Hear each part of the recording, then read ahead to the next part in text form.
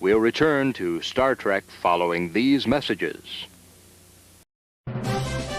Word Balloon is brought to you by the League of Word Balloon Listeners.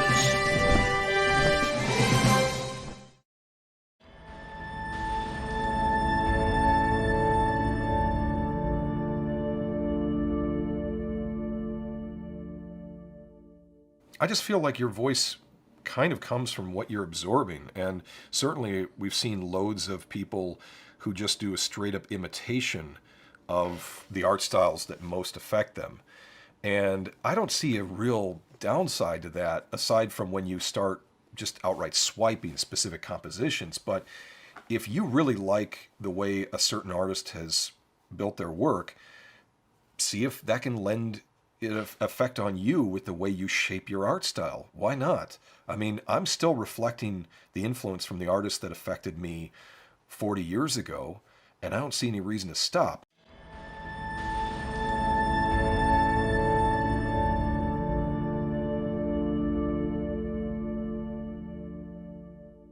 If you're here at Word Balloon, it's because you like comics, creators, conversation, pop culture subjects. Would you consider joining the League of Word Balloon Listeners? Patreon.com/wordballoon. For just $3 a month or more, you'll get exclusive access to the Word Balloon e-magazine, featuring transcriptions of some of my best conversations. When you subscribe, you'll also be part of the Word Balloon Book Club, where Brian Michael Bendis and I will pick a comic every month to review and discuss live with the League on this show. Join the League today, patreon.com/wordballoon. Thank you always for your support, League of Word Balloon listeners.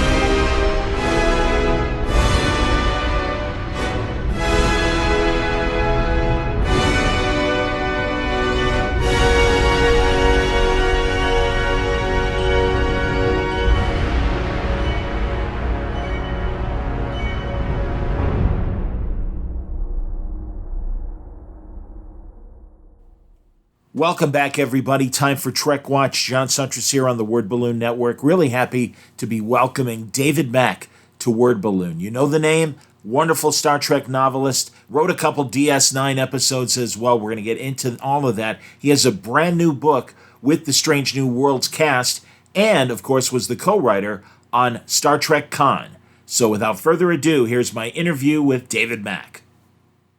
David Mack, welcome to Word Balloon. It's a pleasure to meet you. And as I was telling you in our Facebook messages, I'm a longtime fan. So thank you for doing this today. Pleasure to be here. Thanks for having me on. Absolutely. Ring of Fire, brand new book for Strange New Worlds. Is this your first? Attaboy, holding it up. Well done. Is this your first book as far as, hold it up again because I had it on speaker mode so people can see it now. There you go. Nice. Fantastic. All of our favorites right there on the cover. Is this your first Strange New Worlds book? Yep. Excellent. And I got to tell you, man, you really captured the tone of the show. But of course, given the amount of Star Trek books, is it easy to shift from each show and then find that right voice for each show? It takes a bit of effort. You have to watch the show. You have to listen to the characters.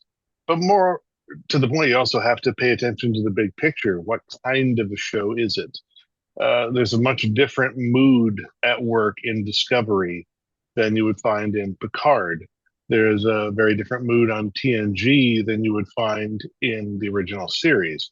For instance, the original series is very much a product of the 1960s Cold War mentality, whereas TNG is very much a product of 1980s post-Glasnost, international relations.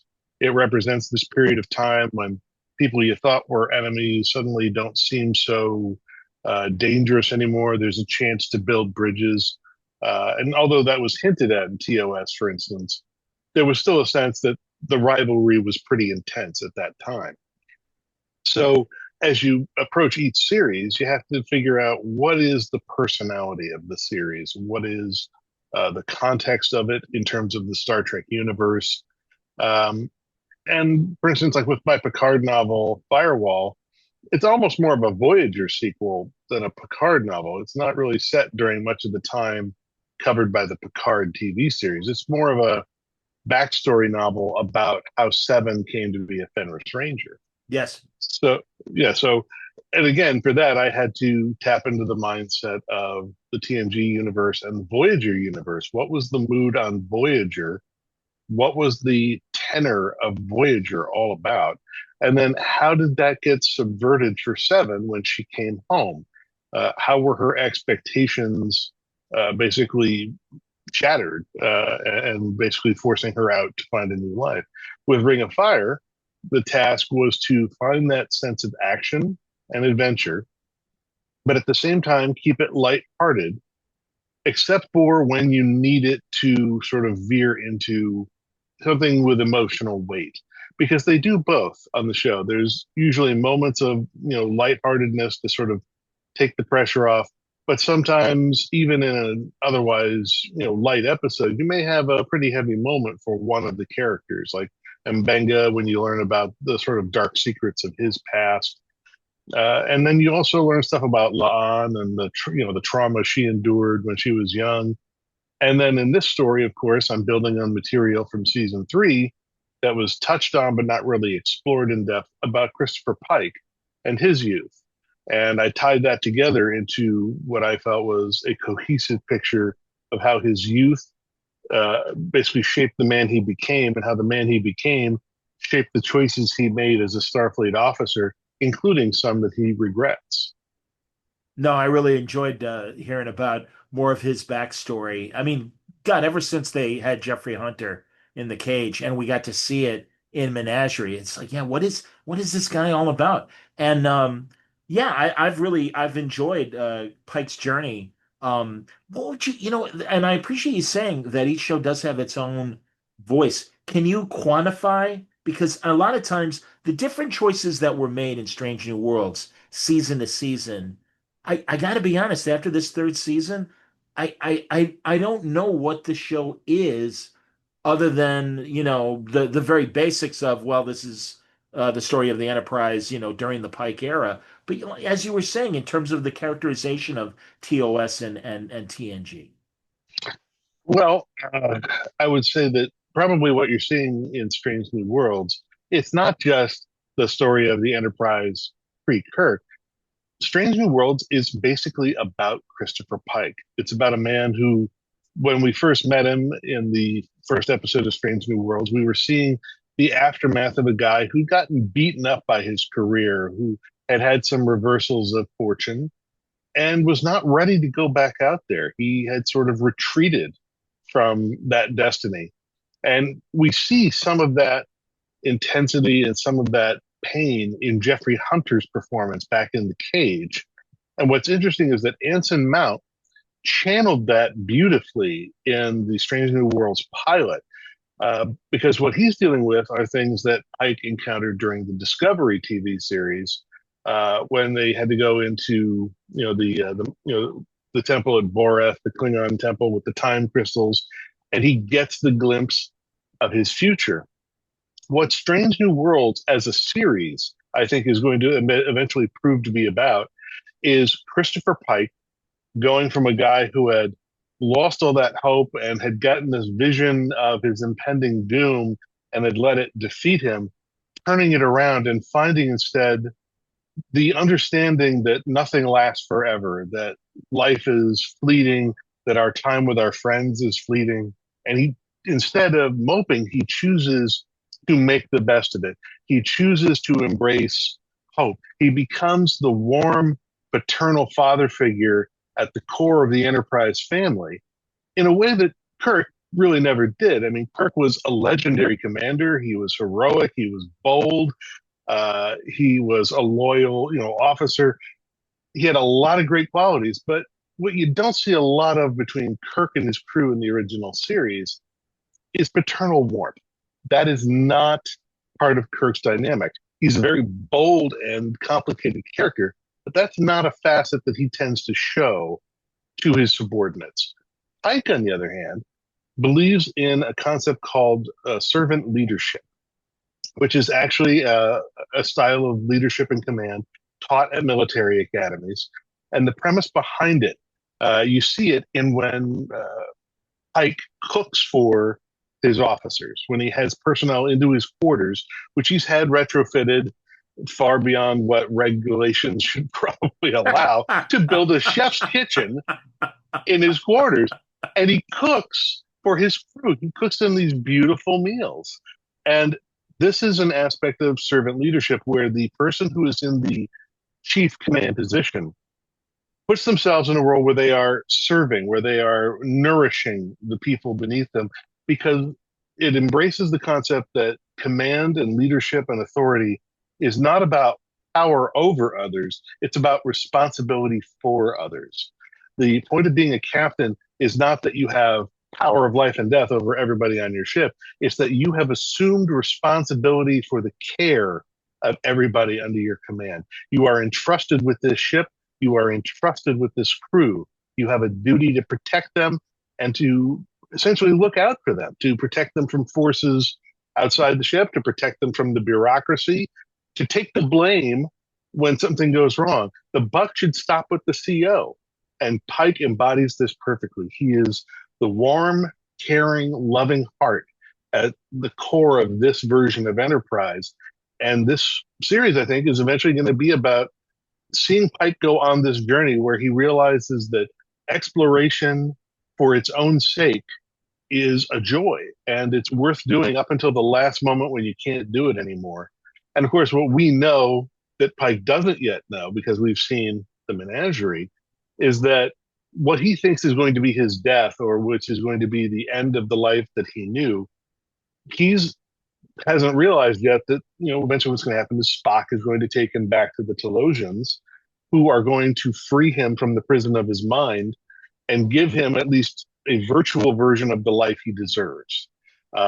So it's interesting, but to get the life that he deserves, Pike is going to have to learn to let go of depression, let go of cynicism, let go of resentment, and instead embrace the joy of life for every single minute that you've got it until you don't got it. I appreciate those broad strokes, and by the way, I agree with you in terms of I love the fact that he cooks for his crew.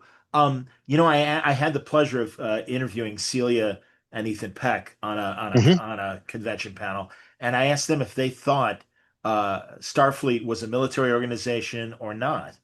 And it was funny because, and I think also to play with me, first of all, Ethan gave me this look like, really, we're going to do this. And it's fantastic. The crowd went, ooh, like what's going to happen? And I'm like, no, no, no. I'm not looking for an argument. I just want to know what you think. And I really appreciate what you're saying, David, because honestly, I feel sometimes that it's not military enough, at least this iteration. Not that in terms of the way Pike cooks for his crew, but every now and then it just feels like there's a level of, if not insubordination, a questioning of the captain's call on something. He asks for others' opinions, which is great, and I think a good leader should do that. And it shows his shade as opposed to say a Kirk or something like that. But I do sometimes wonder if the military kind of gets away from the show. And you'll forgive me, but I think you spell it well in your books, and I don't expect you to answer for the show necessarily, but. Well, I can't because I'm not in the room. I don't know what informs their decisions. I don't know what conversations they've had about it. So I don't know whether it's a conscious choice or whether it's simply a reflection of, what they feel Star Trek should feel like. I'm not going to second guess them because I'm not in the room. I will say that from my perspective, even with what we've been shown on Strange New Worlds, Starfleet is inarguably a military organization. Its organizational structure is military. Whatever else you might want to say about it, that does not mean that its ethos is militaristic. And I think the difference that what you're feeling here, it's not that the organization is not military in structure. It unmistakably is. They have capital ships capable of wiping out planets. They are the sole authorized form of state violence in defense of the state. That's military. They have courts martial, which by definition can exist only in a military organization separate from the civilian system of justice. They have the Starfleet Code of Uniform Justice, which can only exist separate from a civilian code of law. By definition, they are a military structured organization. What is different is that they are not uh, they don't represent the same kind of militaristic ethos that we see in 20th and 21st century military on Earth, because they are more an exploratory agency that is charged with national defense. So they have a national defense role, they have an internal security role to protect interstellar shipping, to basically watch the border. But they also have a task, a charge that militaries haven't had really since maybe the 17th or 18th century on Earth, which it used to be that the military, along with the merchant class, shared responsibility for exploration, seeking out Absolutely. new trade routes, finding new places to go, new lands, new islands not yet discovered, braving seas not yet crossed. Sure. This used to be one of the great adventures, and it used to be that only military vessels with the backing of governments had the financial resources and the Yeah. manpower to undertake these kinds of missions. So what we see in Star Trek is a return to that, where although you have some daring civilians who are very bold and are willing to go out beyond the edges of the frontier and find ways to make it happen, a lot of the exploration that is done by the Federation, a lot of that, the first steps in spreading out is taken by Starfleet. Starfleet is back in the role that we saw in Master and Commander. It's back in the role of people like Magellan, who are basically charting the way forward for all those who are going to follow them. So this is more of an exploratory group. These are scientists, these are explorers, these are diplomats, but they just happen to have been through a military academy so that they know how to run a warship. And because they are on a warship in space, the least forgiving environment known to human beings, you have to have the hierarchy of command. Ships cannot function as democracies. There's a reason why ships function with a captain and an autocracy and a chain of command. Because if they don't, they go down and everybody on them dies. That's why. Now, could there be a more military sounding way to go about Stranger World? Sure. But that's not what the writers are about. That's not what the show is about. As I said, what the show is about is Pike's journey, and his personality is one that he sort of has a loose and informal take. He has given up on the pretenses of the bold, untouchable commander. He's thrown that out the window. That means nothing to him anymore. That whole sort of captain is above it all persona, he's dispensed with it. He has no more use for it. What he wants and what serves his needs emotionally as a character is to bond with the people around him, to form relationships, to understand and trust them implicitly. And so that's really, he's coming at it, like I said, he's more of the warm paternal heart at the core of a family, a found family as it is, that is going out into space in exploration. So in that respect, the writers, I think, are taking the approach that it should feel more like a family of people who are generally, good-natured and generally, aligned in the same direction and care about one another, but occasionally will come into disagreement or conflict with one another. And they just don't want the sort of the cold slam down of, the military. Well, that's insubordinate, or you can't question a superior officer. That goes out the window when you approach it as this is a found family, and what Pike is trying to encourage among his officers is a sense of camaraderie, a sense of unity, and a sense of wholeness. So in that respect, I can see why, from an aesthetic perspective, why embracing more military idioms does not serve their storytelling needs. Okay. I made the point of it doesn't have to be the Marines, it could be the Coast Guard, and the Coast Guard still has a military structure and that kind Oh, of sure. thing. And also I always felt that, especially when it was created in the 60s, it was a combination of that and the Peace Corps, where they were kind of going to undeveloped countries and going, hey, we can help you get clean water. We can help you with our resources to make your civilization better. And that seemed to be the ethos of the original series. Yeah. Well, You the know, Peace Corps doesn't have 16-inch guns and can't bombard a planet right. into glass from orbit, but otherwise, I take your meaning, sure. Um, but no, I mean, if you want to have that kind of show, I mean, if you've got access to Amazon Prime, there's a great Australian show from about 16 years ago called Sea Patrol.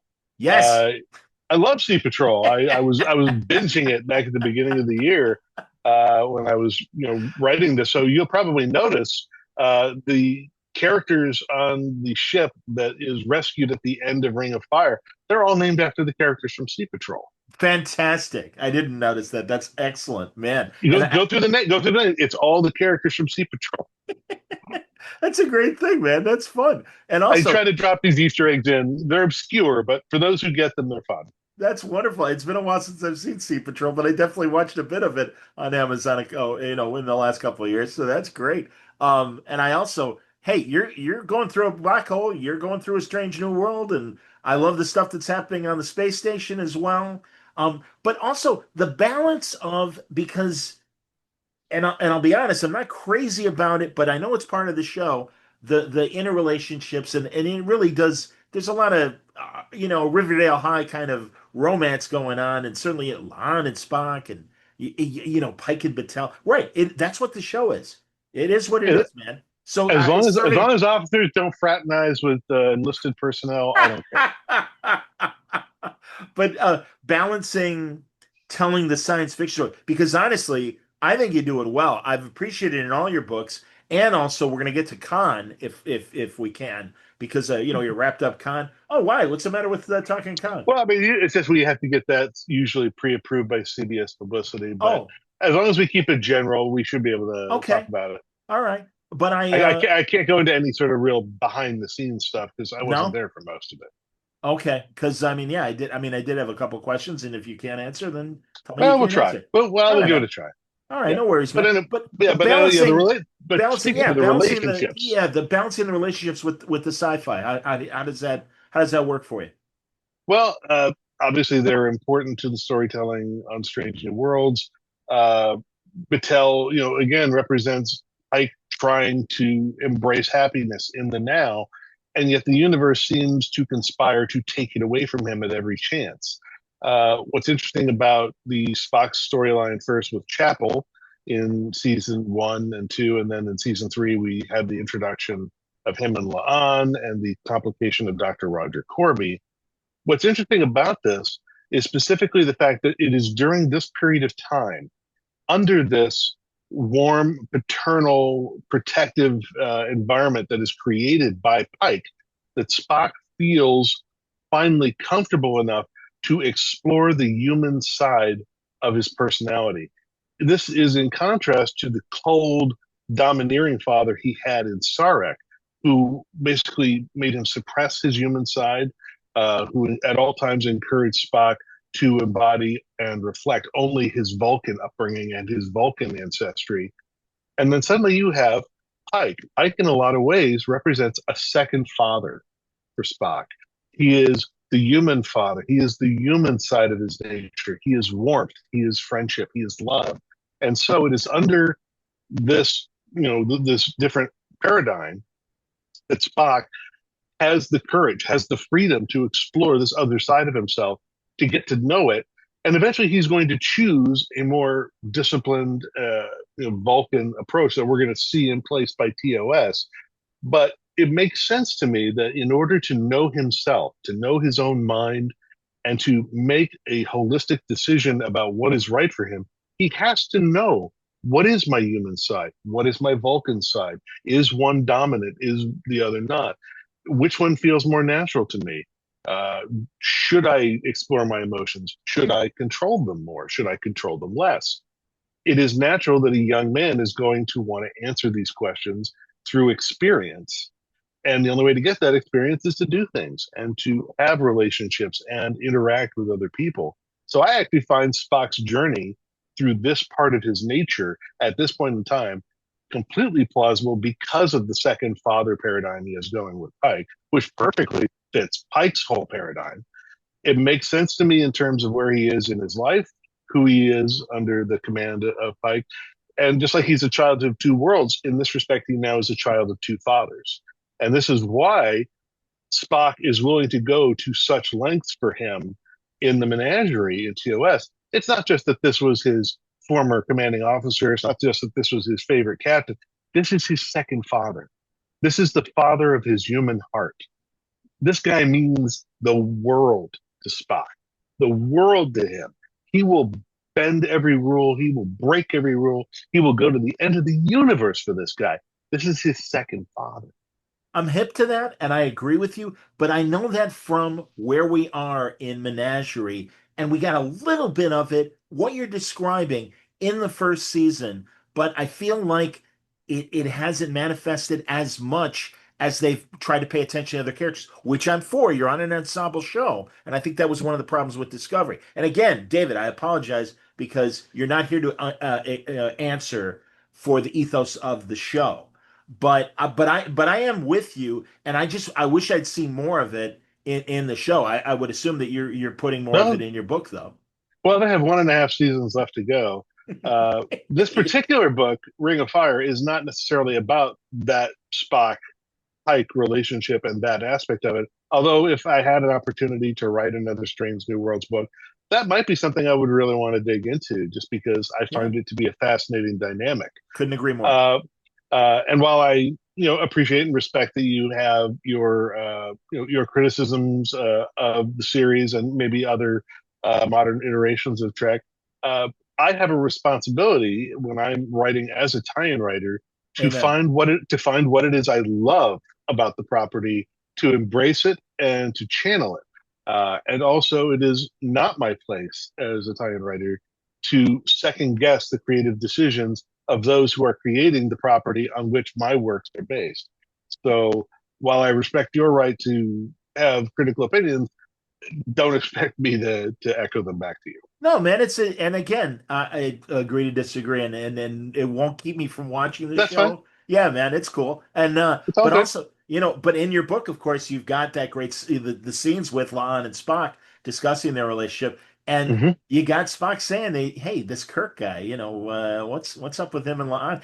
There was a Which vibe. What were again, you doing there? yeah, yeah, and again, this is early, so I accept it. But also, there is just like, oh man, I don't, again, I guess I'm sentimental, and I'm like, I don't want to see my friends not like each other and get pissed about a girl and everything, which is cracking me up. Again, you'll see, I got the smile on my face, man. But so I disagree, but I also am entertained. So Well, it's also because I knew at the time I wrote it, I had all the scripts for season three, so I knew where season three was going. okay, And sure, I know that by the end of season three, Spock and Kirk are going to bond, which again makes total sense to me. I remember back in my youth, way, way back when I was like maybe 13, 14, something like that, between eighth grade and the start of high school. okay, One of my buddies who lived like diagonally across the street, his family hosted a girl from France, French foreign exchange student for the summer, and she came over. Her name was Corinne.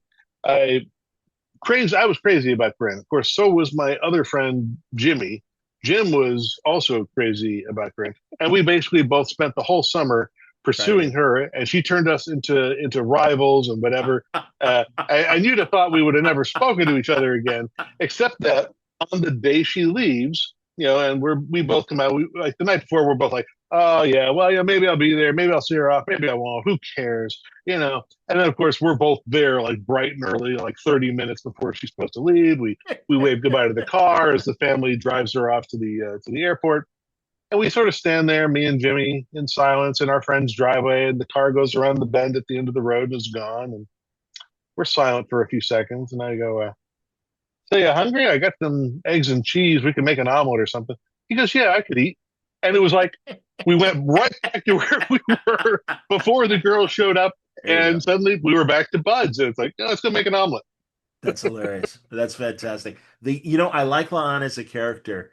But that Noonien Singh thing, man, it just again, how do you? I mean, that's and truly another thing with Patel as well. And I listen, I love. I think it was a great relationship. I think honestly, Melinda, or forgive me, now I'm forgetting her name, the actress's name, who Oh played yeah. Battelle. But she was great, and she was great on Winona Earp for that matter as well. She's just a Oh great yeah. act. Melanie, Melanie Yeah. is her. Melanie Scrofano. Thank you, Melanie Scrofano, indeed. So she's great. But again, like we I would watch know, her read the phone book.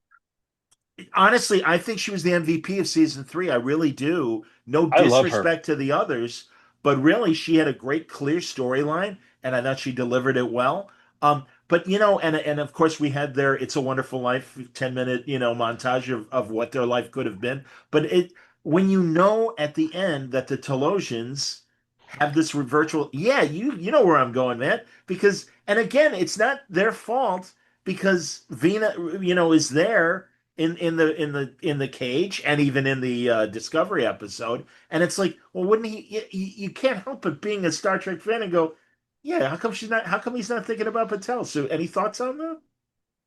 Well, we don't know that he didn't think about Patel. What we know is that they reunite him with Vina because she's still there. Right. And we know that he had a bond of some kind with Vina and he was sad to leave her behind. We don't know what life they just, for all we know, they go into captivity together as friends, and maybe she has her imaginary lover and he has his. Maybe they give him back Patel. We don't know. We weren't there. We didn't live his life. We don't know. So I'm just going to let that one go. Fantastic. And also because this whole issue with Mattel and the Wonderful Life sequence, you got to remember, although we know Menagerie is coming, Ike does not. Sure. I Absolutely. this is still a very real emotional loss for Pike. Uh, Absolutely.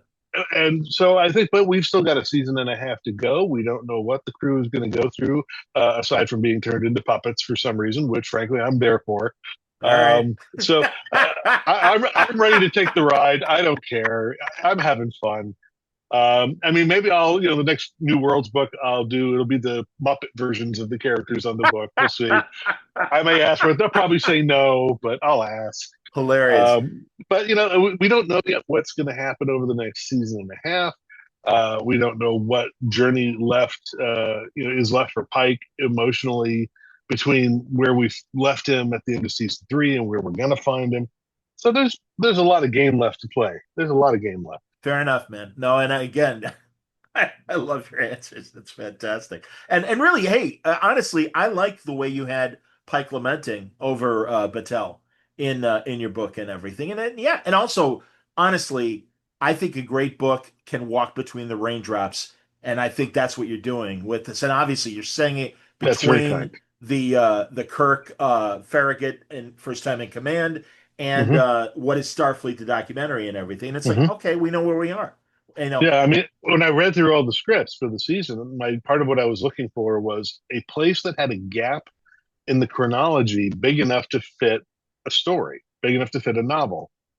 Because a lot of the continuity on the new shows is so tight that there's just no gap between episodes sometimes. There's like nowhere where you can sneak something in. So when I found this gap, I was like, okay, that's perfect. And then what I had to do was find out what is the state of play of the various interpersonal relationships, who's absent, who's there, who's in conflict, what are the issues. And what I saw was that at that phase of season 3, Spock and La'an have started, they're together, but they're not sure where they are. It's starting to get weird. And part of it is just that La'an is not into commitment. And the weird, emotional triangle that's going on with her, Chapel, and Spock, it's not that Chapel still pines for Spock or that Spock even necessarily pines for Chapel. The issue here is that Chapel is worried that she's hurt Spock's feelings to the point where she's lost Spock as a friend at a time when she really would still like to have his counsel and his trust. So she's worried that she's lost him as a friend and doesn't know how to fix that. La'an is worried that Spock is putting all this pressure on her to create this committed relationship that she's not even really sure she wants. It's never really been her nature to pursue this kind of thing. And then Spock, he doesn't know whether he's supposed to pursue a committed relationship with Lon or keep it casual with Lon. He doesn't know the ins and outs of the mating ritual, as he might refer to it, or the social, mores, the niceties of it all. Sure. He doesn't know the tricks. It's like he's trying to speak a language he's never been taught, and he's learning it on the fly. What is the language of a relationship? What is a love language? And he doesn't have the vocabulary yet, so he's working on it. And so I looked at all these various elements and this struggle that's going on between the three of them, which is not really a love triangle so much as three people who are continually misunderstanding each other. And then we resolve that by putting them under crisis together, putting them into action together, and letting their actions reveal what they feel about each other by how far they're willing to go for one another. So that was part of it. And then the fun bit for anyone who has finished watching the season, if you've seen 4.5 Vulcans, there's a scene near the end where La'an is talking with Una, and Una keeps putting La'an on the spot. What is going on with you and Spock? Why does it feel weird? And finally, La'an coughs up. She says, I found a pair of his socks in my quarters today. And Una's like, dirty socks? No, clean socks, folded in a drawer.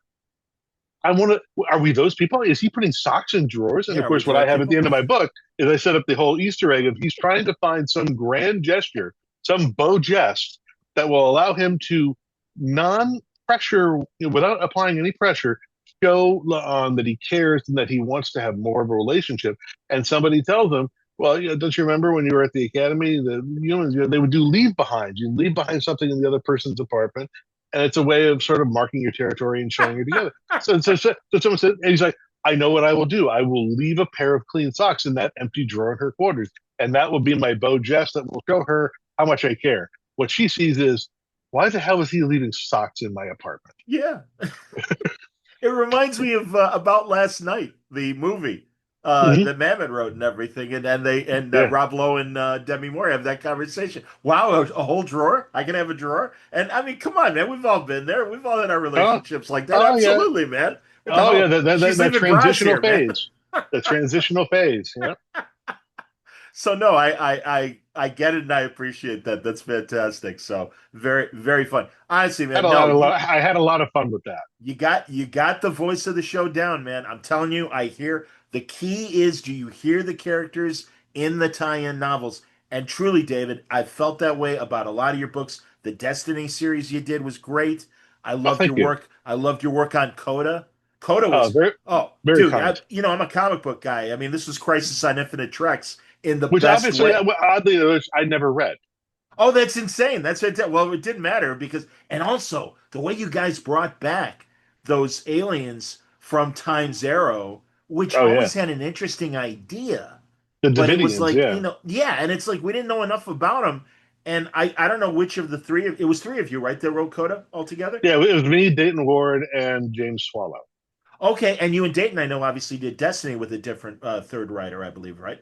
No, Destiny was all me. Oh, I beg your pardon. Excuse me. Oh, I wrote all three books. I forget which other series maybe that you did. Vanguard. Yes, excuse me. It was Yes, and also, dude. Yeah, the Vanguard saga. Let me tell you, honestly, this is what I think New Trek needs to do. Let's hear about different people. You can explore the same area, and it's fun to maybe have people pop in and see recognizable characters. I'm all about a new crew. I think Chris Cantwell is doing a great job at IDW right now. He's got that Red Shirt series. And there's some exciting stuff over there. Yeah. Yeah, and it's like, hey, anything can happen. We don't know this. We don't know this crew. We don't know what the hell's going to happen to this crew. That's another thing that I think is rough exploring a prequel.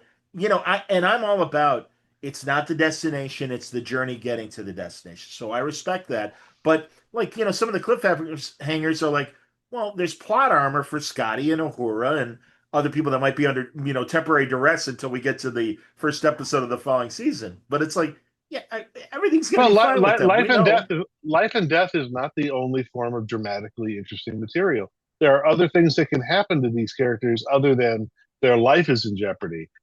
You can challenge their preconceptions. You can challenge their morals. You can have them go through loss and heartbreak. You can have them go through transformative experiences. All of these are dramatically worthwhile explorations. A character does not have to be mortally vulnerable within the context of a story in order to tell an interesting story. about the effects or the emotions they experience as a result of an experience. So there is more to life, more to storytelling than will they live or die. I'm hip. All right, that's fair. That's fair. I had no idea, and is this correct, that a couple of the Deep Space Nine episodes were based on story pitches of yours? Yeah, I co-wrote 2 episodes. Yeah, Okay, so Starship Down Starship Down was my pitch. Yeah, with John J. Ordover. I Paper Moon, right?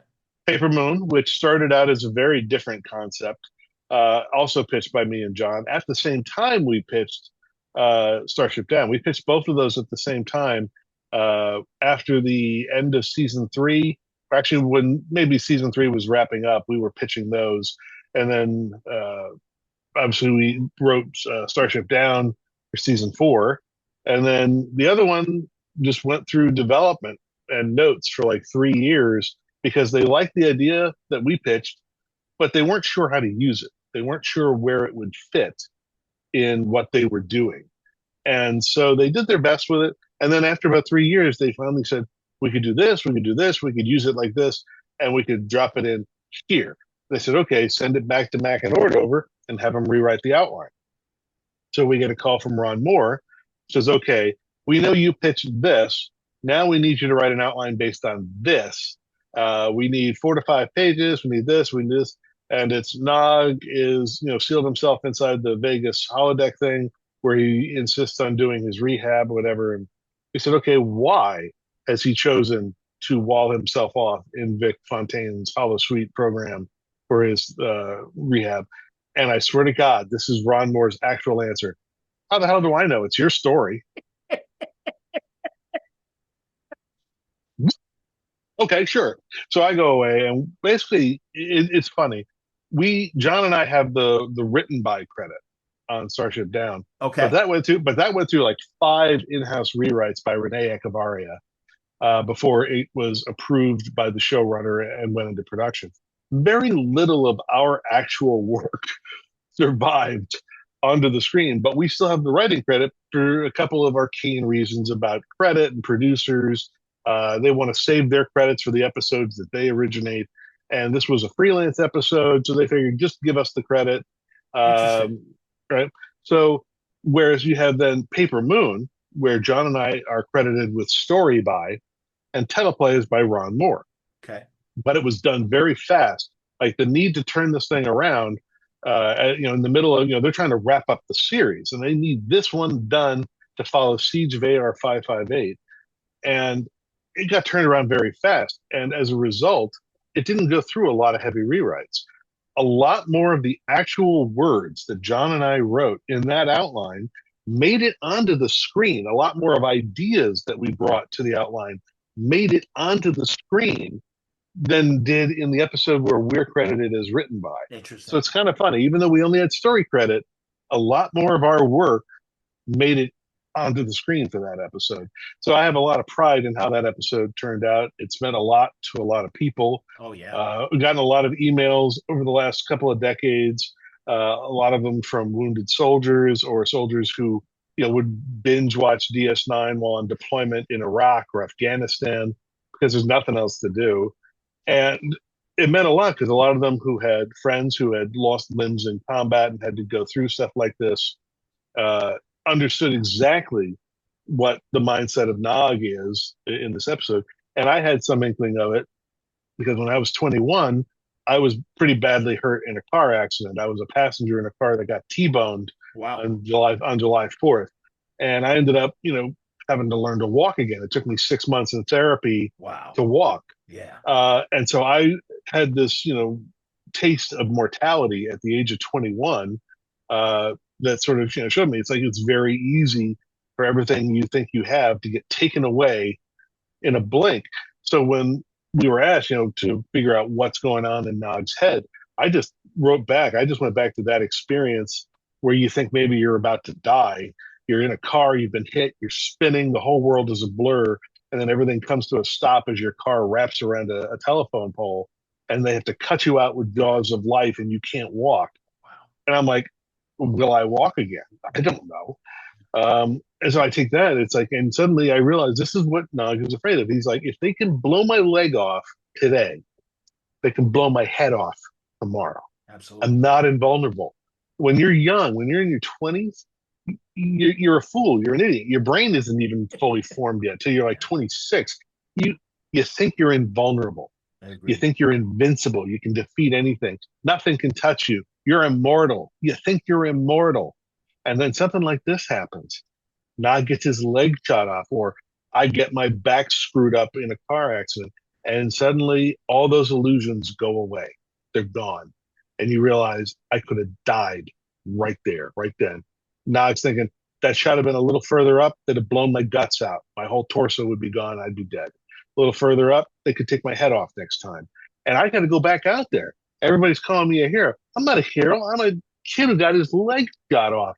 And I don't want to go back out. I'm no hero. I don't want to go back out there, but I have to. And this is what Nog is coping with. He's Yeah. got major PTSD. And it was because of the experiences and the research I did for that, and the way that episode was received a number of years later. I ended up co-writing a book called No Turning Back with an Iraq War veteran named Brian Anderson. He was an Army MP. He was driving, I think, somewhere it might have been Baghdad, but it was somewhere in Iraq. And their Humvee got hit by an IED. He lost both legs, I think, above the knee. He lost most of his left arm, I think, maybe from like the elbow down. So he was like a triple amputee.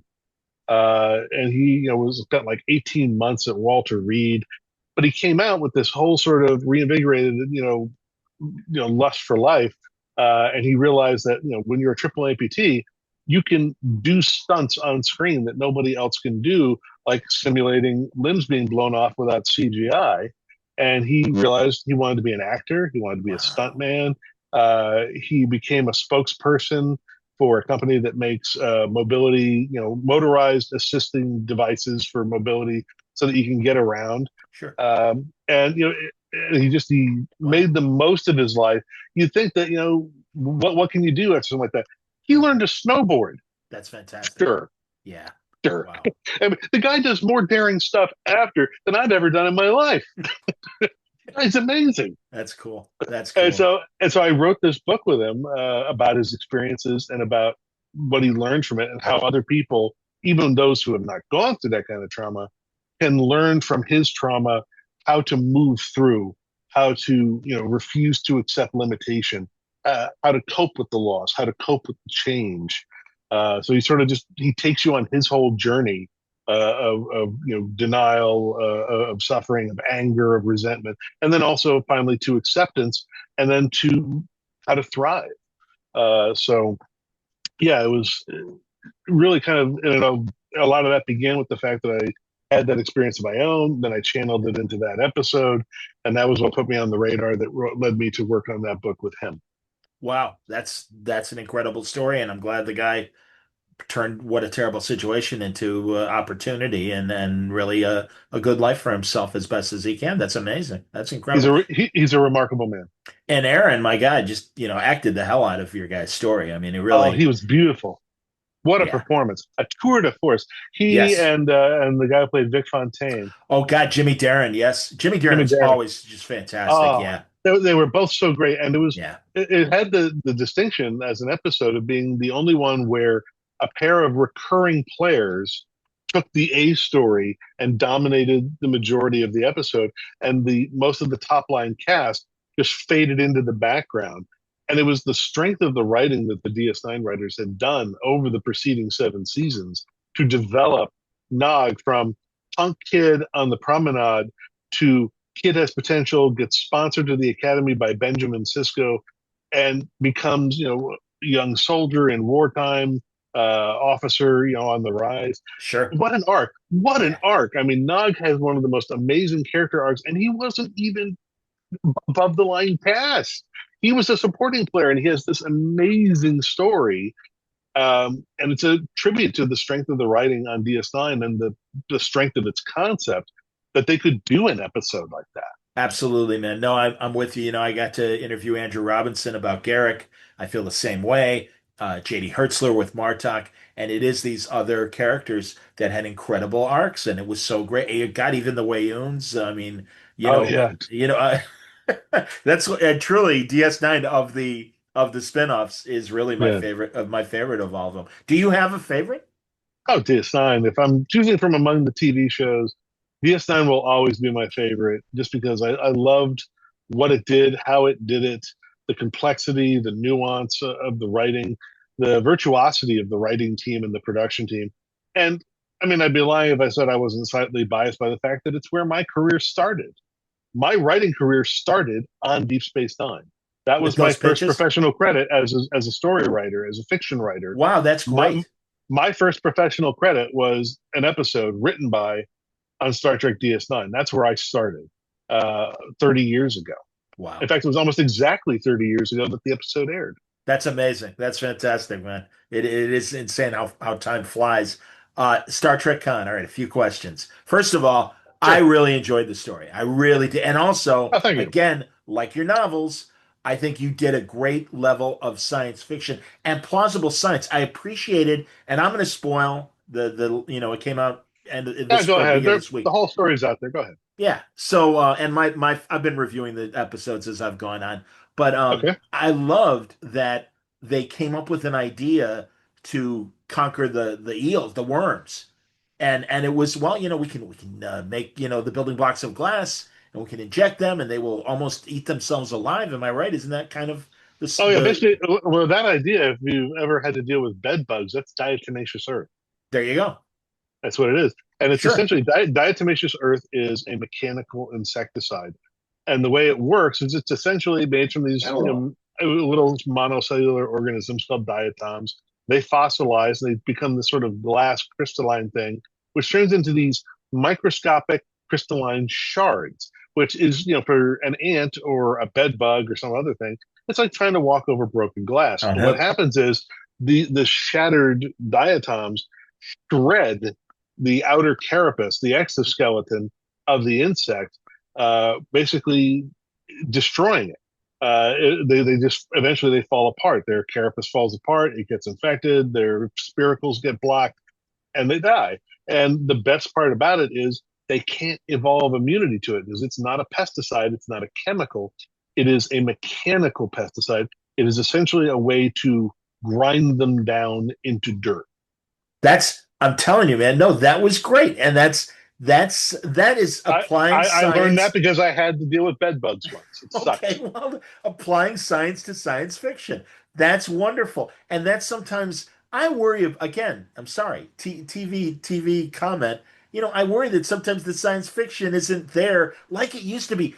I didn't know about the Dyson Sphere until the Relics that TNG episode with Scotty. And it's like, oh man, that's a really, and even though that was just, the sea story in that or whatever, it's like, no, but that's a cool concept. And every now and then, I just feel like in modern Star Trek that the science fiction is kind of gone. And I well, just it's an anomaly. I would I would disagree. For instance, that last season of Discovery, Please. with dealing with the species that they realize is behind all the sort of weirdness. I think it was Oh, season season four, maybe four. season 5, Yes, I know what you're talking about. Season four. and they realize that you have to communicate with it through its olfactory senses. It communicates through scent. Scent transmits ideas and represents concepts. They have to decode its scent language, its olfactory language. This is fascinating. This is a species that doesn't communicate by pulses of light or by sound. It needs scent, which is just, it's a fascinating concept, which had never occurred to me before. And I thought that it was brilliantly worked out by the characters, applying science, applying the scientific method, uh, thinking like explorers, thinking like people who are trained to think outside of the box.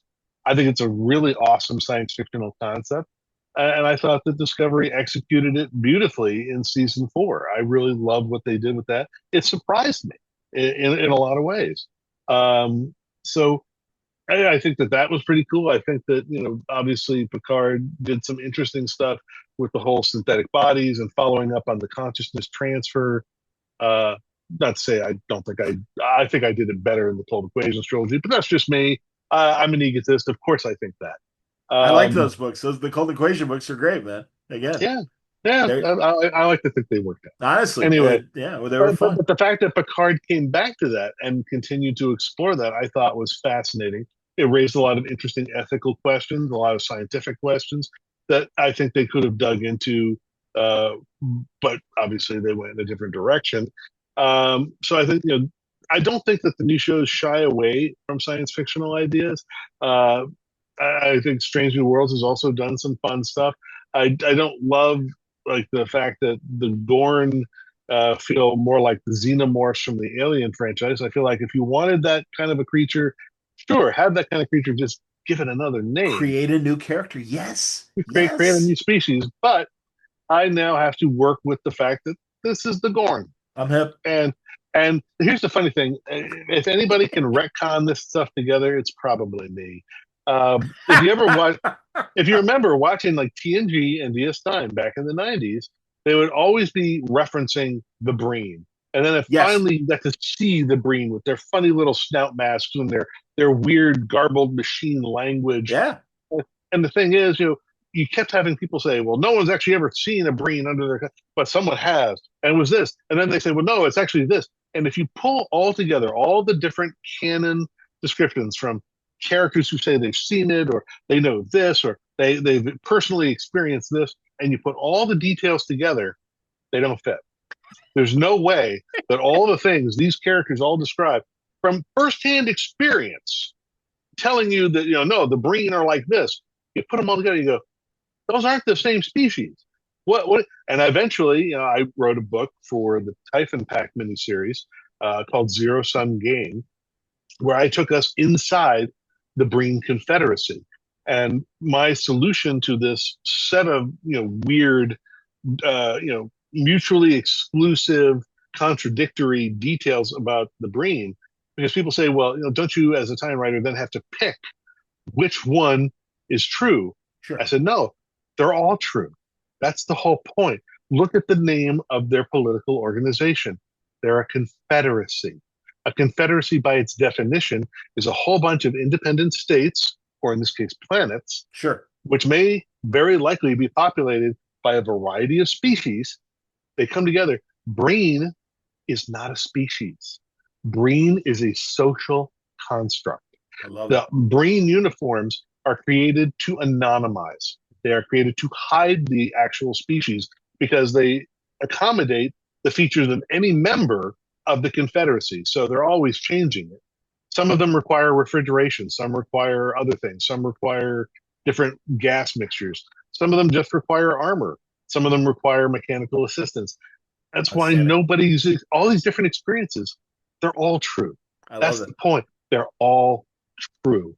But it also creates an opportunity for me to develop, what is the political Sure. strife within the Confederacy? They have an underground movement. They got people who don't want to live anonymized.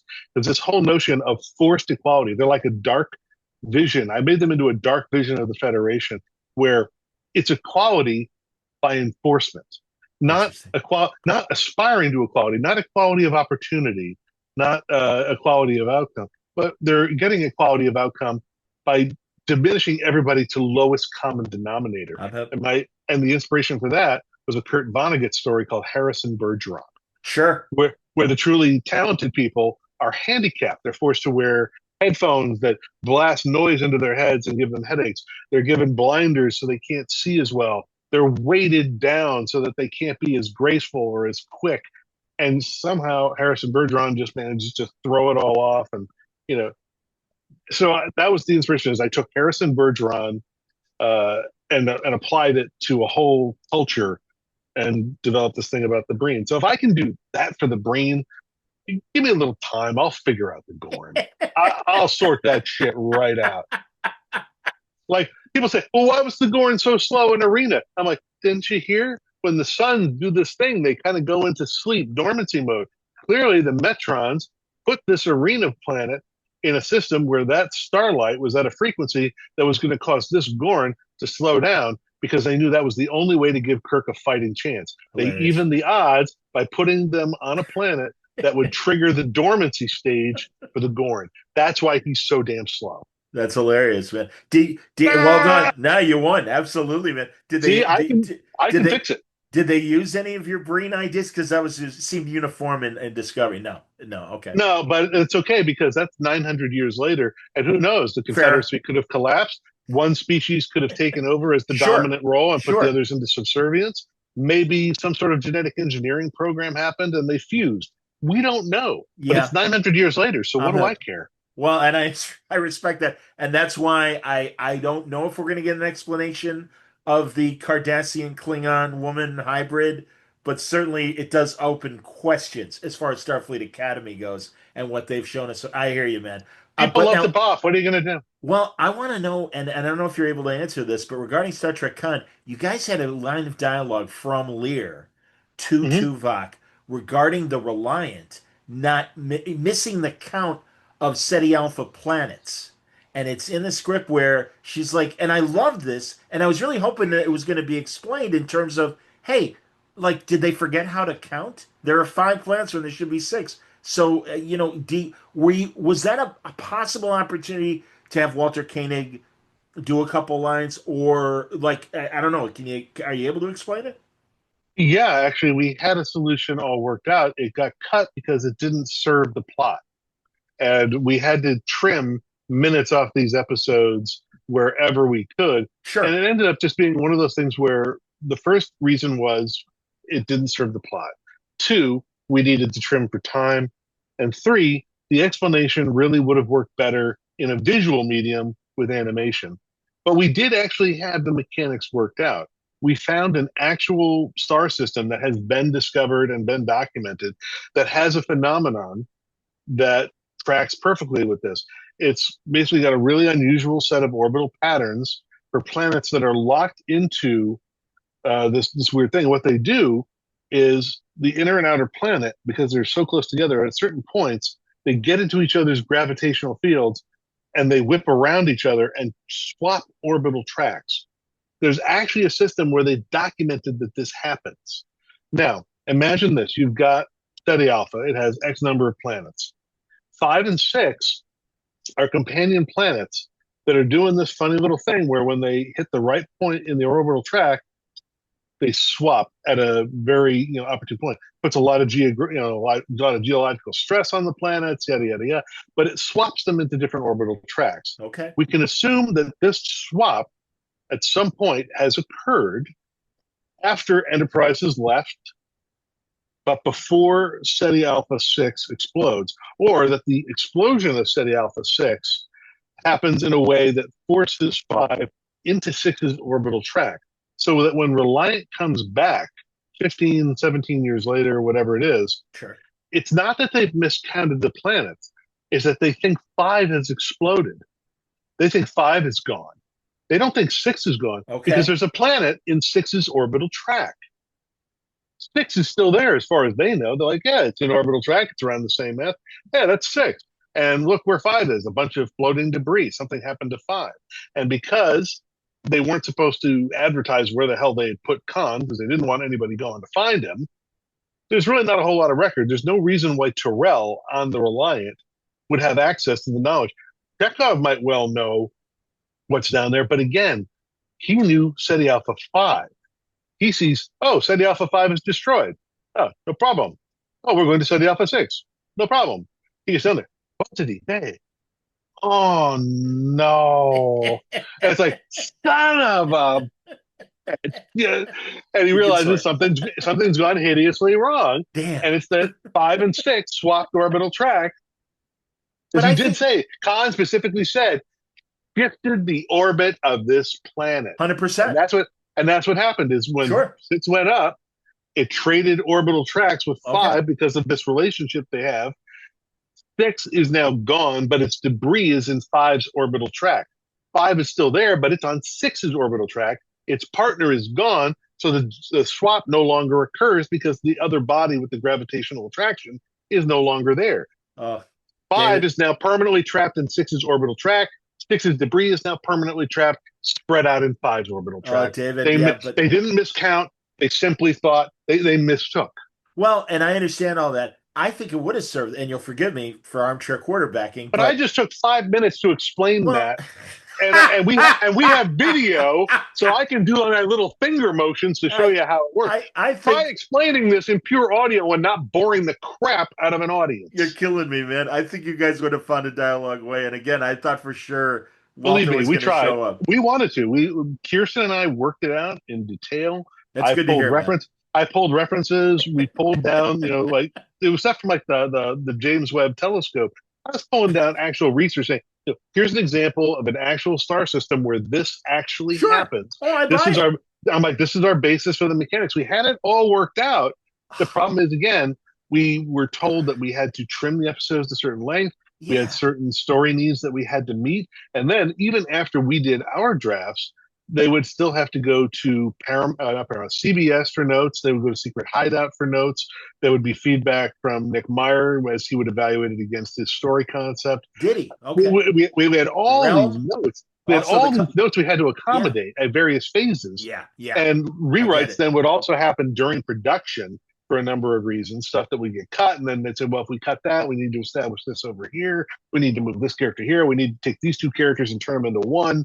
And so, in the midst of all this, the decision was made. I wasn't part of all those rewrites. Kirsten, as the executive producer on the I see. series, Okay. handled that. My job was first draft.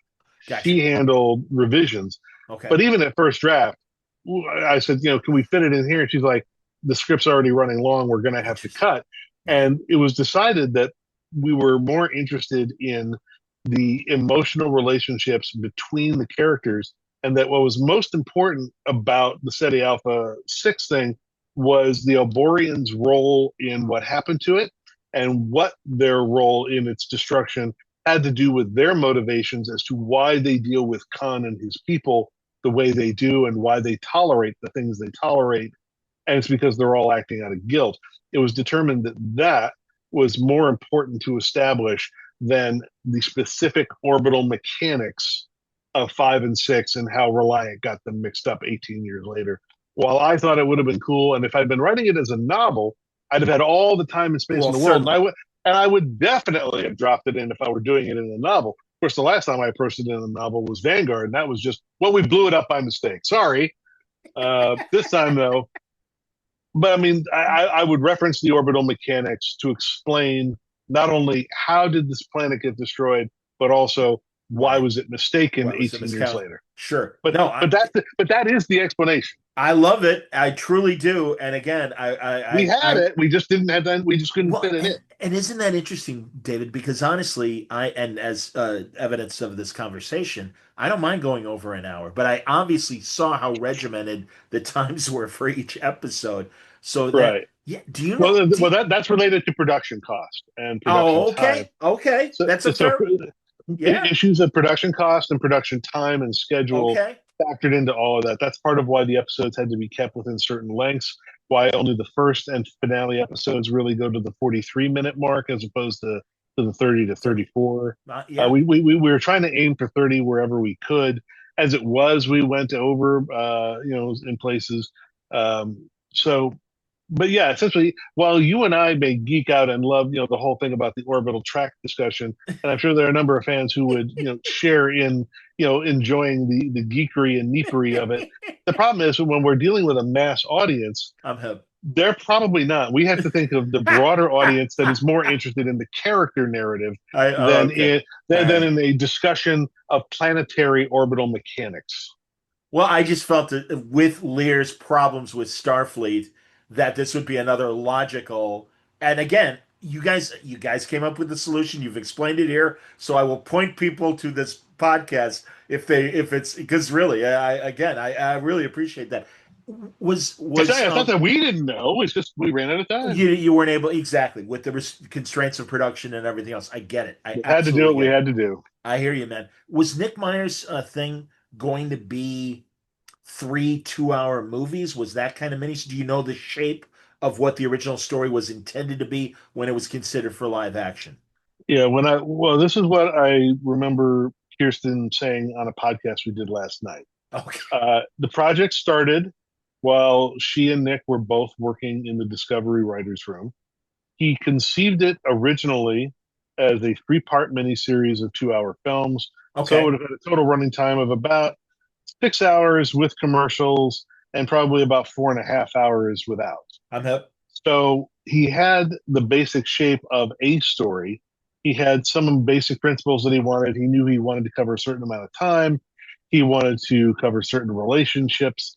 He wanted to establish certain details about Khan's time on SETI Alpha 5.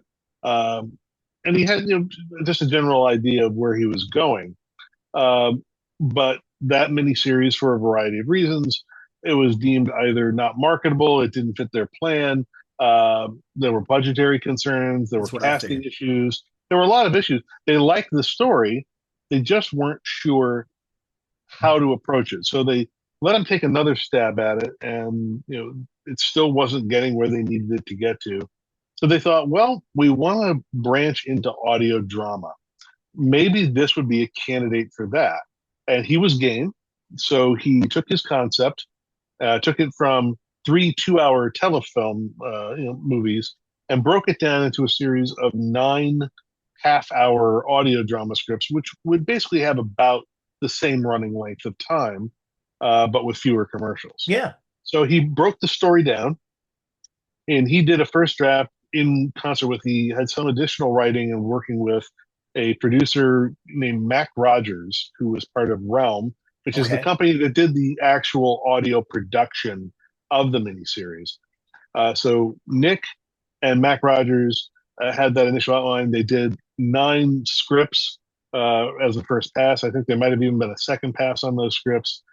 Those gathered a bunch of notes. Now, this was back like between 2021 and 2023. And they gathered tons and tons of notes from CBS and Secret Hideout and other sources. Um, and eventually it hit a brick wall where they just could not seem to get everybody on the same page. And according to Kirsten, this is the point at which Alex Kurtzman approached her, I believe in like late 2023, and said, can you take over this project? If you have to go back to blank page 1 and just start over, uh, keep maybe the following elements from Nick's pitch that are really important to him, but try to rebuild this from the ground up into something that we can actually produce. And she said, well, I can try, but I'm going to need a helping hand. Do you mind if I bring in Dave Mack? And they said, absolutely, sure, bring him in. She contacted me. I jumped at the chance to work with her, and we started developing the story ideas. We basically thought we were going to be starting from pure scratch. Turns out that wasn't precisely true, but we were given a chance to sort of craft our version of the story. Then we had to find a way to marry it to Nick's version of the story. And we were told which elements were critical and had to carry forward. And so we rebuilt around that. We redid our outlines again until we finally came up with something that was generally agreed was, okay, this is the shape of the 9 episodes in general. You guys can now go to work and start building scripts. And Kirsten and I made like a little mini writer's room. This would have been like maybe late 2023, early 2024, somewhere in there. Okay. And we were working late at night. Like she would get home, she would deal with her family stuff. She's on Pacific time. I'm 3 hours later on East Coast time. So we're starting meetings for me at like 11 o'clock at night, and we're going to like 1 or 2. Sure. Doing break sessions using a virtual writer's room environment over the web. So we're like seeing each other's notes as we type, and we're on like a video call while we do it. And we worked out our outlines, and I would write them up, and I would do the first drafts, send them to her, and she would do whatever she did to them. And then they would go to Kurtzman, and they would go to Meyer, and they would get more notes. After I finished my first drafts and handed them off to Kirsten, I didn't see them again. The next time I saw scripts was right before they were about to do production. They'd already recorded Naveen's lines, so Khan's lines at that point were untouchable Okay. because they were already in the can. But everything else was a little bit more malleable.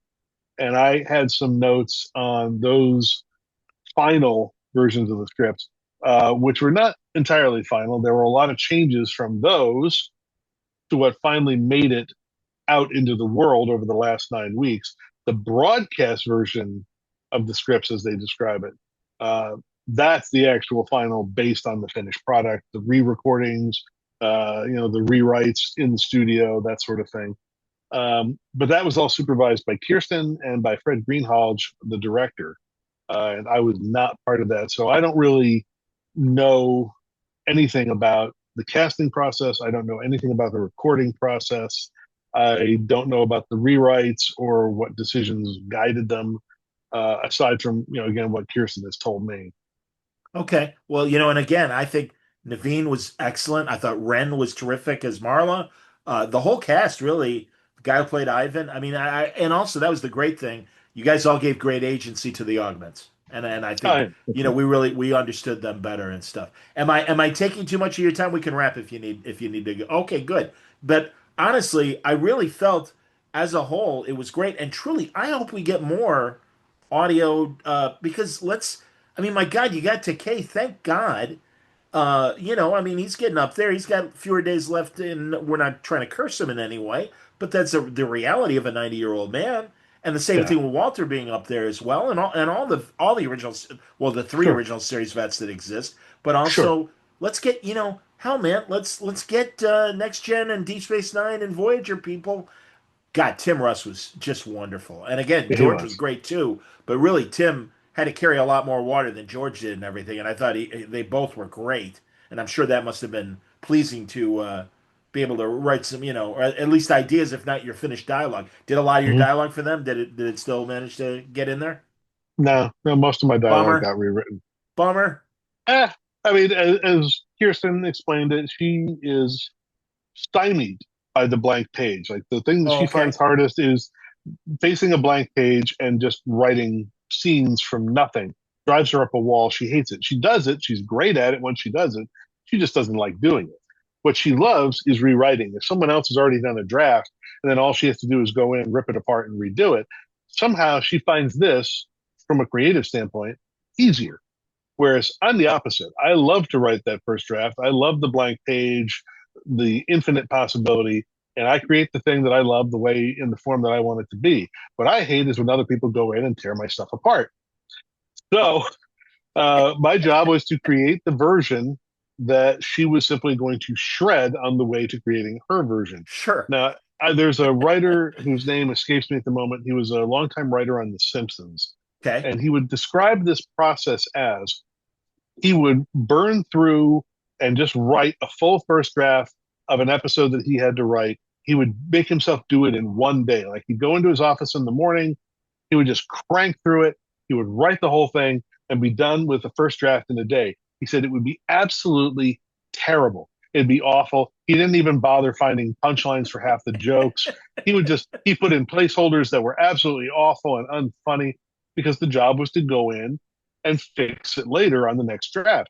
He said it was as if, some crappy little elf came into my office and wrote this crappy little draft of the script, and now I get to fix it. So I realized during the creative process of Khan that my role is that I am Kirsten's crappy little elf. I wonder if that's Mike Reese who's been on my show, who's a wonderful Simpsons writer. But regardless, I love that. That's fantastic. And again, I get it, man. And well, your role and everything, and okay, I'm sending it in. We'll see what they Oh, do hey, with it. hey, working on Khan was a learning experience extraordinaire. Talk to First me. of all, Yeah, uh, working in a writer's room environment, even a virtual one with Kirsten, I had to up my game. Like she thinks at 1,000 miles an hour because she's trained in she's got now 10 years of experience in in writers' room. Hollywood writers' I'm rooms. hip. Yeah, You got to think fast, you got to write fast, and here's the thing: when you have an idea and you throw it out there, you say, "I'm just pitching blue sky in this," and you throw it out. If it gets shot down, if she says that doesn't work for me because this and this, you don't defend, you don't double down, you don't dig in. You go, okay, well, we'll let that go. No matter how much you love it, even if you thought it was brilliant at the time, if the showrunner says it doesn't work for me, let it go because you are not there for yourself. You are there for the showrunner. In this case, she was the showrunner. My job is to support her vision, to provide her with what she needs when she needs it in the form that she needs it. If she tells me what she needs is for me to write a clean first draft, even knowing that most of my stuff will probably get overwritten, but that she needs that and she needs it done well, so that she can go in and do her thing, then that's my job. And it's not my job to say, well, I'd like to see more of my stuff stay in. Well, it's not my job. I'm hooked. That's not why I'm there. That's not why the project is this. The project is not there for my vanity. It's not there to serve my ego. Sure, I would love it if maybe a little more of my dialogue made it through, but that wasn't the job.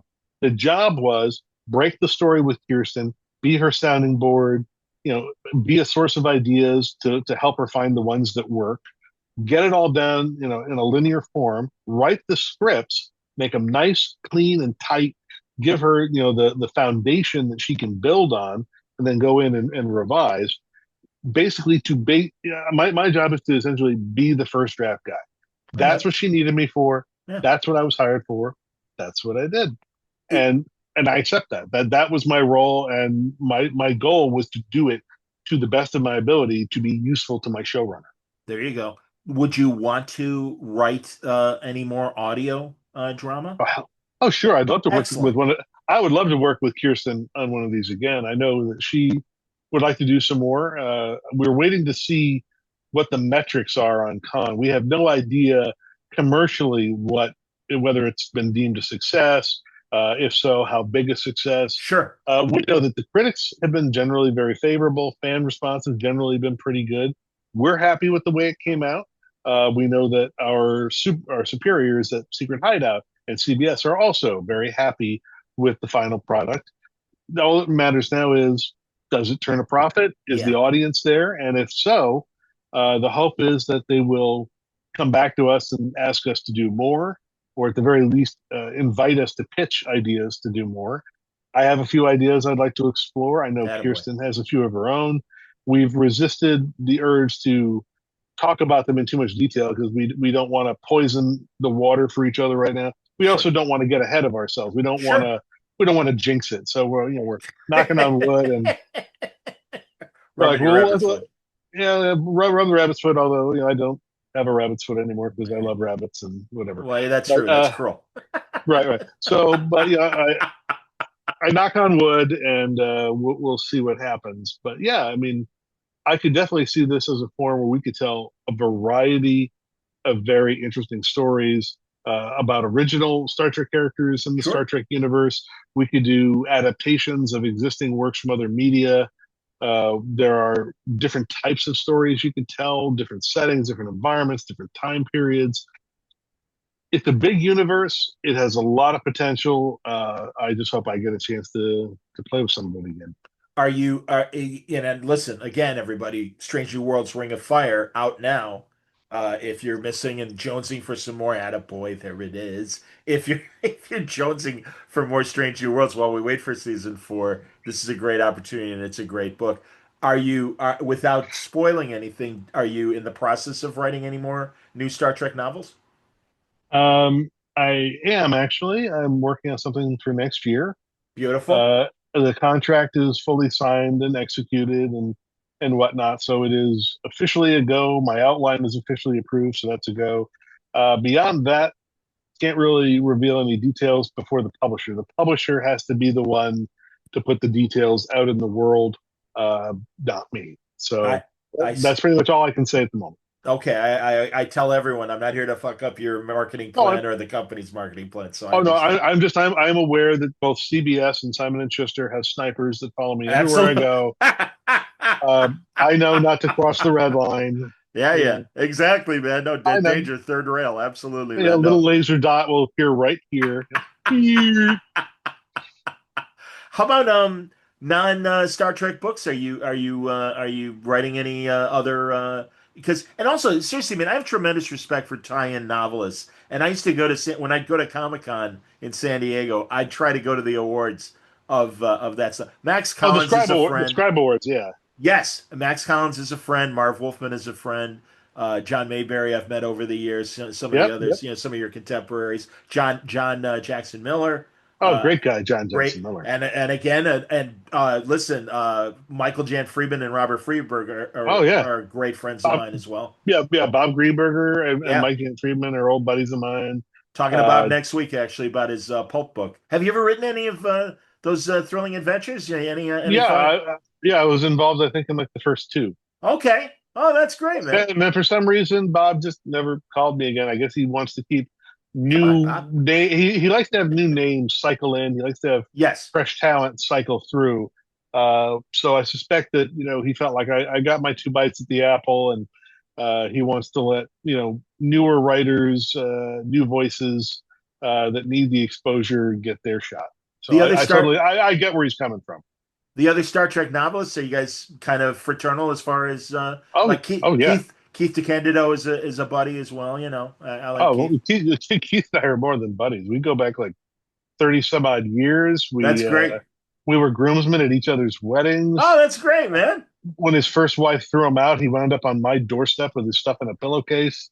Requesting that he never return. He lived with me for like 6 weeks. Yeah, pretty much. Yeah, it was like the Odd Couple, but we got Exactly. along great. But yeah, Keith and I have been buds. We've been tight like brothers for Outstanding. decades now. That's great, man. No, I enjoy it. He comes I on don't the know if show. I don't know if you've ever heard of the Shore Leave Convention. Used to Of take place course. Yes, down. indeed. Yes, please Yeah, tell people. used to be down in the Maryland area. Now it's held in Lancaster, Pennsylvania. That is the place where if you are a fan of Star Trek tie-in novels and you want to meet Star Trek tie-in writers, that's the con you go to because they invite like a couple dozen of us every year. I've been going now for 20 some odd years, ever since my first pair of Star Trek novels came out. But Mike Friedman's a regular, Bob Greenberger, Peter David used to go every year Yeah. before he got sick. Yeah. But I'm there. Dayton Ward is usually there. John Jackson Miller has appeared once or twice. We've had writers from overseas like McCormick and James Oh, great. Swallow.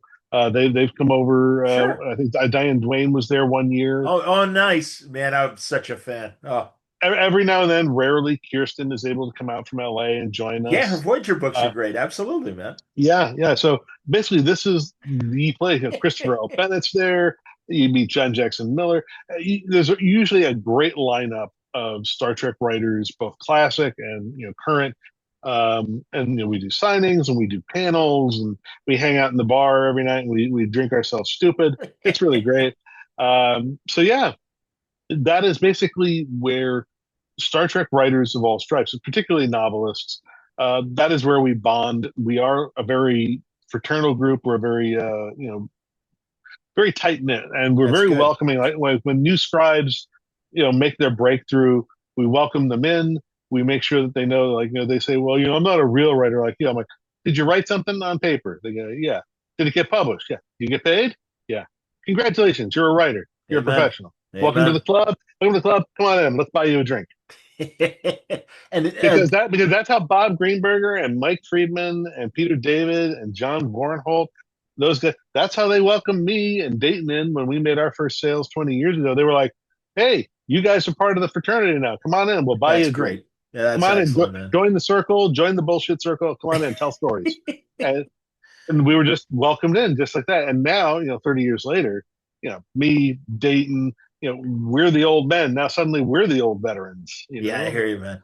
We used to be the young Turks. Now we're the old veterans. You're describing my broadcast career, man. I hear what you're saying. Absolutely, man. It's all right. Time catches up with all. Time is the whatever. Fire in which we burn. Thank you, sir. Well done, man. You see, this is why I love Or it is talking the to. old friend who goes with us on the journey to remind us that all things are in passing. Which quote is that from?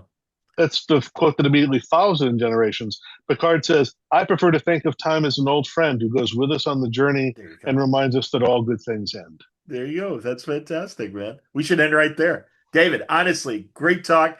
And you've softened my blows in the most positive way, and I appreciate that. And really, no, great conversation. When your new book comes out, but I'll likely bug Probably you. this time next year, maybe Okay. October. I don't know when in October, but I think it's going to be out October next year. I also have an original short story Please. that'll be out hopefully next year in an anthology edited by Henry Hertz. I don't know that his publisher has announced it. So again, this is one of those cases where I would love to say more, but it's not even available for pre-order. So what would be the point? But I'm very proud of that story. I'm hoping Cool. that anthology will, again, find an audience. His most recent one, Combat Monsters, has done really well. That had a story that I wrote in it Oh, called wow. Boxcar. It's World War II, Untold Tales of World War II, featuring various types of monsters and supernatural entities and whatnot. And so I wrote the bombing of Nagasaki involving a kaiju. So I have another story and another anthology by that editor. I have an original novel. You asked about that. I have one that is looking for a home at the Okay. moment. My agent is shopping it around. No takers so far, but we have not yet exhausted all of our possibilities. I am hoping that will find a good home. And also, I over the summer I wrote a feature screenplay with a friend of mine. Don't have an agent for screenplays. I have one for books, but I don't have one for film and TV, unfortunately. But I have a producer friend who's trying to show it around. I'm hoping that will find a home and get sold, and again, get some money in my pocket. So I have irons in the fire. I have work out in the world. I've cast my bread upon the waters. I will probably get back soggy bread, but one can always hope for French toast. Would you consider self-publishing? I've been asking my author friends this question because I think the market has changed, and certainly, David, you've got a Star Trek community. I don't know how much you I don't think. engage with them beyond. I mean, I have some social media presence, but I don't think that You don't have a community per self-publishing. se. I don't think self-publishing would work out well for me. I don't think Okay, that I yeah, don't think the money would be there for me. okay, Right now, I would prefer to stick with the traditional publishing model simply because I have a good agent. I have the opportunity to pitch to traditional publishing houses. sure, Maybe not the big four. There might be a smaller mid-level yeah, press, yeah. but if I can write and get an advance payment and let someone else handle the distribution and marketing, that would be my preference. I don't like to deal with distribution. I don't like to deal with marketing. I'm not a salesman. As I tell people, like a lot of my friends, a lot of my fellow writers, they bring stacks and stacks and boxes of books to cons and they pile them up on the table to do sales and they work a table all weekend. And I don't do that. You're I convincing. come in. I mean, if the bookseller has my books, great, buy them from over there, bring them to me. You want to bring my books in from home, I'll sign them. But when the signing period's over, I'm off. I'm going to do my own thing. I'm going to wander the dealer's room. I'm going to Sure, go to yeah, panels, you're a fan. Yeah, or I'm going to go off site and find a nice restaurant and have sure. dinner and take a few people with me. I'm not going to hang around the table all day because, as I like to explain to people, I didn't become a writer so that I could spend my golden years working retail. I'm with you, I'm not. sir. I'm not a retail salesman. It's not what I'm in this business because I don't like dealing with people. That's I'm the whole point. I work alone and I drink. Well, I'm glad you broke your norms to have this conversation.